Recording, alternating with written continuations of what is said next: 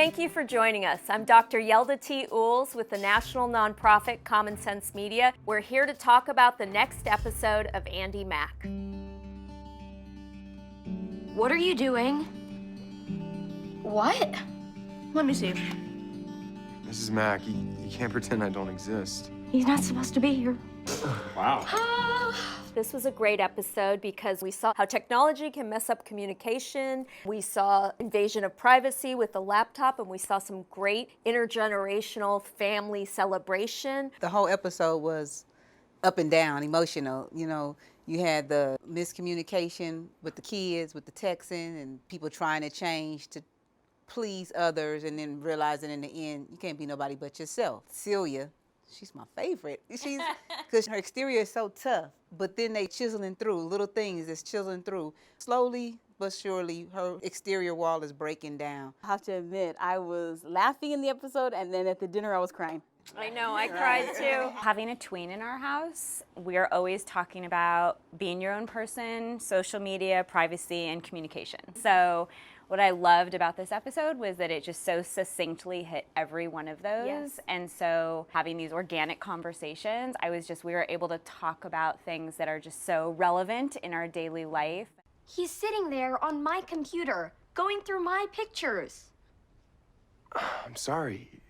You invaded my privacy. These days, the kid's laptop, that's the new diary. Yeah. And everybody has one. And so you open it, and they right away feel like you're looking through it. Parents have to look through it when they want to know to keep up with the kids. That's where you go, is their computers, and you make sure everything's all good. Do you guys have fun? I have an iPad, and my dad mainly, he looks on it. Like, I'll just come home after school and I find him on my iPad going through my texts. Our children know the deal with technology in our house is that if they're going to be on it, we're going to be watching them.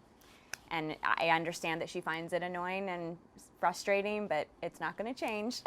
You know, your parents' job is to keep you safe, and especially in the beginning when you have technology, you're still learning. When we see that she's making the most responsible decisions, as we see she's becoming more responsible, then we'll be able to give her more independence with technology. Yes. And so we're working towards that. And I agree with Marissa. I'm just like her.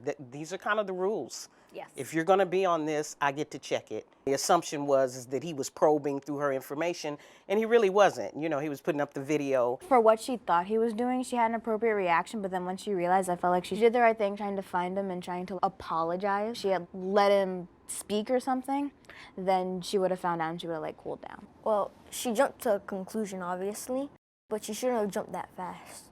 I should have looked in her computer history or something. Noah's response when we seen it, he immediately thought like she was overreacting, she's jumping to conclusions, because the normalcy in our house is that I'm on his school computer. He walks in a room, I'm on it. You have to explain to them that that's kind of the way you would react if a stranger was on your stuff. Okay, well, thanks, you guys. This was a great conversation. We talked about privacy, we talked about celebrating family, we talked about all sorts of things, communication that this show lets you talk about with your families. So thanks for joining us. Thank you. Thank you. Thanks.